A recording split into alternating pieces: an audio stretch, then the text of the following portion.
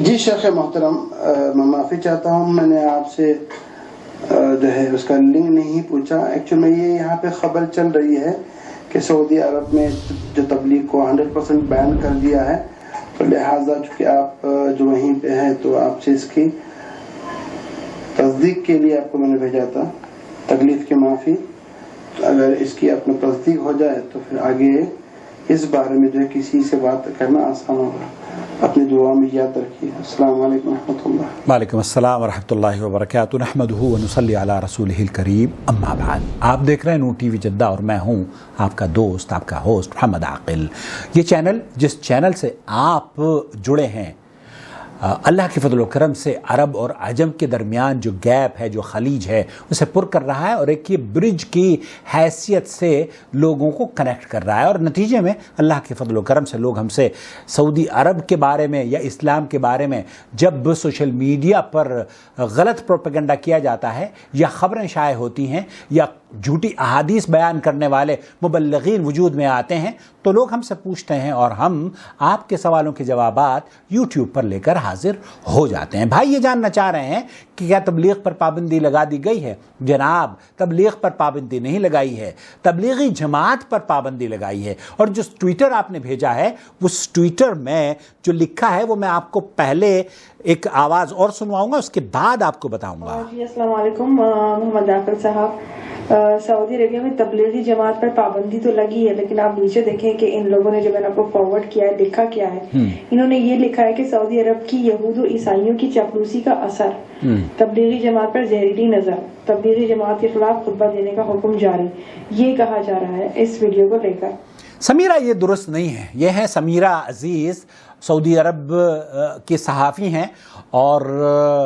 آپ نے سن لیا ہے کہ جو سوشل میڈیا پر سعودی عرب کے خلاف طوفان بدتمیزی پھیلائی جاتی ہے تو لوگ ہم سے رابطہ کرتے ہیں کہ اس کی حقیقت کیا ہے اور کس زاویے سے، کس طریقے سے ان کو جواب دیا جائے اور ان کی تصدیق اور تکذیب کی جائے۔ سب سے پہلی بنیادی بات تو یہ کہ تبلیغ پر پابندی نہیں لگی ہے، تبلیغی جماعت پر پابندی لگی ہے۔ تبلیغی جماعت دراصل وہ جو سرکولر وزارت شؤون الاسلام والاوقاف اور یہاں کی منسٹری کی طرف سے ان کے ٹویٹر پر اور پورے سعودی عرب کی مساجد کو مخاطب کر کے منسٹر نے، جن کا نام ہے ڈاکٹر عبداللطیف بن عبدالعزیز آل شیخ، یہ تعمیم فوری ارجنٹ سرکولر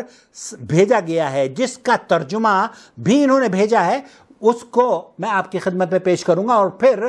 چند گزارشات آپ کی خدمت میں رکھوں گا۔ سعودی عرب میں تبلیغی جماعت پر مکمل پابندی عائد کر دی گئی ہے۔ حکم نامے میں کہا گیا ہے کہ اس کام کی ابتدا انڈیا اور پاکستان سے ہوئی تھی۔ تبلیغی جماعت کی اوبویسلی یہ تبلیغی جماعت مولانا الیاس نے اور مولانا زکریا نے اس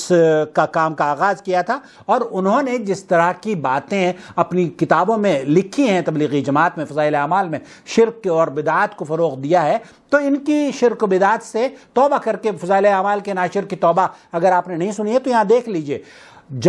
نظام الدین میں جو مرکز ہے اس کے بالکل سامنے ایک ادارہ ہے، ادارہ اشاعت دینیات۔ وہاں پر اس ادارے کے 3 بھائی ہیں، 2 بھائی تو الحمدللہ انس صاحب کی گفتگو آپ یہاں سن سکتے ہیں، یوسف صاحب بھی اللہ کے فضل و کرم سے وما اہل و عیال قرآن و سنت پر گامزن ہیں، لیکن ایک بھائی ہیں جو آج بھی تبلیغی کتابیں نشر کر رہے ہیں۔ تو بہرحال اس جماعت کا آغاز انڈیا سے ہوا تھا، اور یہ بالکل درست کہا گیا ہے۔ اسلام کی غلط تشریح کرتے ہیں، اگر یہ تشریح صحیح کرتے تو میں شاید 10 سال کے بعد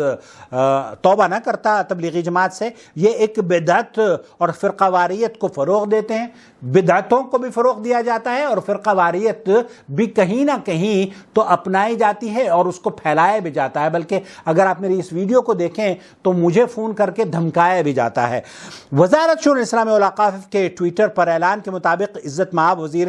اسلامی برائے امور ڈاکٹر عبداللطیف آل شیخ نے مساجد کے مبلغین اور نماز جمعہ کا عارضی اہتمام کرنے والی مساجد کو ہدایت کی ہے کہ وہ اگلے جمعے کا خطبہ مورخہ 10 دسمبر سن 2021 ہجری تاریخ لکھی ہے 5/6/1443 ہجری کو تبلیغی اور دعوتی گروپ کے خلاف خبردار کرنے کے لیے مختص کریں۔ یہ سرکولر جاری ہوا ہے اور صحیح سرکولر ہے۔ وزیر نے یہ بھی ہدایت کی ہے کہ خطبے میں درج ذیل موضوعات کو شامل کیا جائے۔ 4 پوائنٹ منسٹر صاحب نے جو کہ وزیر ہیں حکومت کے، انہوں نے بیان کیے ہیں۔ نمبر 1، اس گروہ کی گمراہی، انحراف اور خطرے کا اعلان، اور یہ کہ یہ دہشت گردی کے دروازوں میں سے ایک ہے، خواہ وہ کوئی اور دعویٰ کیوں نہ کرتا ہو۔ تو یہ جماعت ہوئی اخوان المسلمین کی جماعت یا تبلیغی جماعت اسلامی، اس پر بہت دنوں سے پابندی ہے اور وقتاً فوقتاً اس کی خطرناکی کو لوگوں کو بتایا جاتا ہے۔ نمبر 2، ان کی نمایاں ترین غلطیوں کا ذکر کیا جائے، جیسے کہ ہم اکثر کرتے رہتے ہیں اور آپ کی گالیاں بھی سنتے رہتے ہیں۔ نمبر 3، معاشرے کے لیے ان کے خطرے کا ذکر کریں، سماج کے اندر جو ان کے اچھے کام ہیں ان کو بھی آپ ضرور کہیں، لیکن جو برے کام ہیں وہ بھی بتانے چاہیے۔ اور نمبر 4 یہ کہ سعودی عرب کی مملکت میں متعصب گروہوں بشمول تبلیغی اور دعوتی گروپ سے وابستگی ممنوع ہے۔ حقیقت یہی ہے کہ سعودی عرب میں اس طرح کی وابستگی کو پسند نہیں کیا جاتا جو کہ ہندوستان اور پاکستان کی تنظیموں میں ہے، چاہے وہ فلانے ڈاکٹر کی ہو، فلانے انجینئر کی ہو، اور فلانے برادر کی ہو، اور فلانے اس کی اسکالر کی ہو۔ یہاں حکومت کا نظام یہ ہے کہ آپ جو دعوتی سرگرمیاں ہیں، وزارت شؤون الاسلامی والاوقاف اور پورے سعودی عرب میں ہر شہر میں 10-20 مراکز، دعوی centre, call and guidance centre کھولے گئے ہیں، جہاں جیسے کہ ریاض میں اور سعودی حائل میں جد دعوی سینٹر، یہاں جدہ میں شیخ معراج ربانی، شیخ توصیف الرحمان اور دیگر علماء مشائخ پوری سعودی عرب میں کام کرتے ہیں، مولانا مقصود الحسن فیضی، اور اسی طریقے سے